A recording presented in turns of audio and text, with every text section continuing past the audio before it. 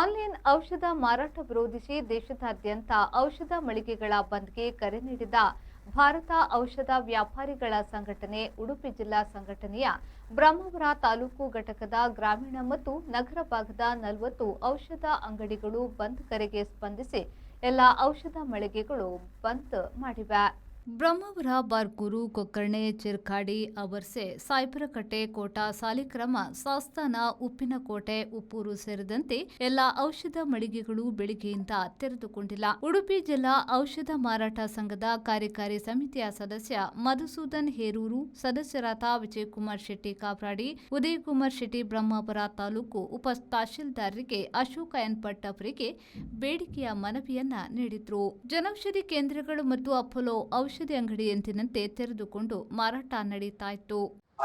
Udupi chemist and druggist association ಇಂದ ನಾವು ಮಾತಾಡ್ತಾ ಇದ್ದೇವೆ.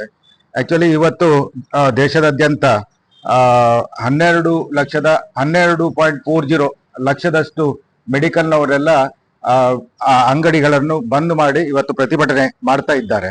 ಪ್ರತಿಭಟನೆಗೆ ಮುಖ್ಯವಾಗಿ ಕಾರಣ ಏನಂತ ಹೇಳಿದ್ರೆ ಆನ್ಲೈನ್ ಮೆಡಿಸಿನ್ಸ್ ಗಳನ್ನೆಲ್ಲ ಬಂದ್ ಮಾಡಬೇಕು. ಈ ಫಾರ್ಮಸಿಗಳೆಲ್ಲ ಅನ್ಆಥರೈಸ್ಡ್ ಆಗಿ ಒಂದು ಮೆಡಿಸಿನ್ಸ್ ಗಳನ್ನೆಲ್ಲ ಸೇಲ್ ಮಾಡುವಂತಹದ್ದು, ಸ್ಪೂರಿಯಸ್ ಡ್ರಗ್ಸ್ ಗಳನ್ನೆಲ್ಲ ಹೋಗುವಂತಹದ್ದು, ಅದಕ್ಕೆ ಯಾವುದೇ ಅಥಾರಿಟಿ ಇರುವುದಿಲ್ಲ. ಆದ್ರೆ ಒಂದು ಮೆಡಿಕಲ್ ನಲ್ಲಿ ಇರುವಾಗ ಒಬ್ಬ ಫಾರ್ಮಸಿಸ್ಟ್ ಅದನ್ನು ನೋಡಿಕೊಂಡು ಸರಿಯಾಗಿ ನೋಡಿಕೊಂಡು ಕೊಡುವಂತ ಪದ್ಧತಿ.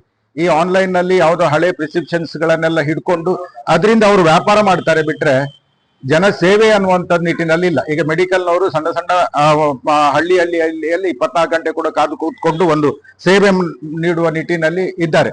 ಈಗ ಅವರಿಗೆ ಅಸುರಕ್ಷತೆ ಆಗಿದೆ, ಪೇಷಂಟಿಗೂ ಕೂಡ ಅಸುರಕ್ಷತೆ ಆಗಿದೆ. ಪೇಷಂಟಿಗೆ ಅಸುರಕ್ಷತೆ ಅಂತ ಹೇಳಿದ್ರೆ ಒಂದು ಸ್ಪ್ಯೂರಿಯಸ್ ಮೆಡಿಸಿನ್ ಸಿಗ್ತದೆ, ಒಂದು ಕ್ವಾಲಿಟಿ ಮೆಡಿಸಿನ್ ಸಿಗುವಂತ ಒಂದು ಯಾವುದೇ ಒಂದು ಇದಿಲ್ಲ.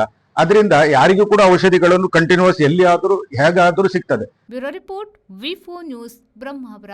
ಕರಾವಳಿ ಭಾಗದ ಭಕ್ತರ ಪಾಲಿಗೆ ಮತ್ತೊಂದು ಬಹುದೊಡ್ಡ ಅಶುಭ ಸುದ್ದಿ ಸಿಕ್ಕಿದೆ. ದೀನ ದಲಿತರ ನೊಂದವರ ಕಣ್ಣೀರು ಒರೆಸುತ್ತಾ